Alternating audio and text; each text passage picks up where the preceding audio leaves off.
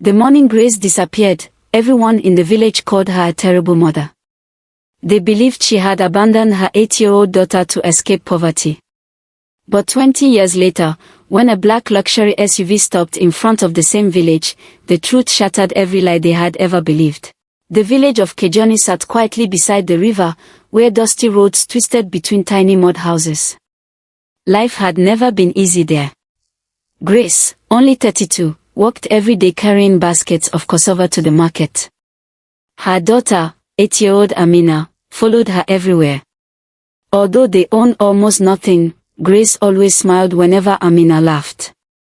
"You'll become someone great," Grace whispered every night. Amina believed her mother. But others laughed. Especially the wealthy landowner, Mr. Kamal. "You should stop filling the girl's head with impossible dreams," he mocked. Poor children remain poor. Grace ignored him. Instead, she worked harder. Every sunrise. Every sunset. Every season. Yet no matter how hard she worked, poverty refused to loosen its grip. Then everything changed. One afternoon, Grace collapsed while walking home. The village nurse examined her quietly. The diagnosis stole every ounce of hope. A severe heart condition. Without surgery.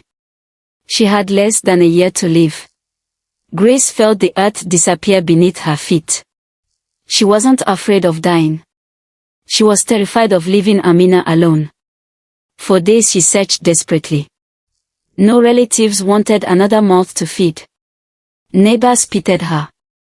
No one offered help. Every night she cried after Amina had fallen asleep. Then something unexpected happened. A wealthy woman from Nairobi arrived at the village clinic.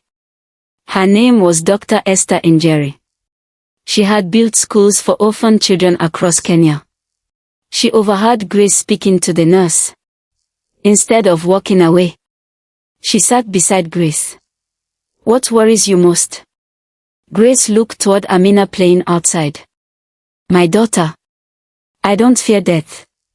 I fear what comes after." Dr. Esther listened silently. She made Grace an offer. An elite boarding school. Healthcare. Food. A future. Everything completely funded. But there was one condition. Amina would have to leave immediately. The organization believed complete separation would help children adjust to their new lives. Grace froze. How could any mother willingly let her daughter believe she had been abandoned? She returned home carrying the heaviest decision of her life. That evening she watched Amina sleeping beside the tiny oil lamp. She gently stroked her daughter's hair. "I'm sorry," she whispered. "You'll hate me today. So you can love your future tomorrow." The next morning, Grace disappeared. Only one letter remained. "Forgive me someday." When Amina woke, her mother was gone. The villagers shook their heads. "I knew she couldn't handle poverty. She abandoned her own child." Little Amina cried until she had no tears left. Later that afternoon, Dr. Esther arrived. She gently explained that she would care for Amina. Heartbroken and confused, the little girl left the only home she had ever known. Behind them, Grace watched from a distant hill. Hidden beneath an old acacia tree. She covered her mouth to stop herself from screaming. Every instinct begged her to run after her daughter. But she stayed hidden. Because love sometimes looks exactly like heartbreak. Months passed. Amina struggled. She refused to speak. She refused to smile. Every birthday she wished for only one thing. My mother. Meanwhile, Grace's health continued to worsen. Unable to afford surgery, she quietly accepted her fate. Yet every month she received a photograph from Dr. Esther.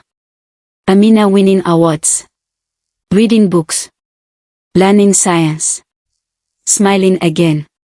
Each picture became medicine stronger than anything doctors could prescribe.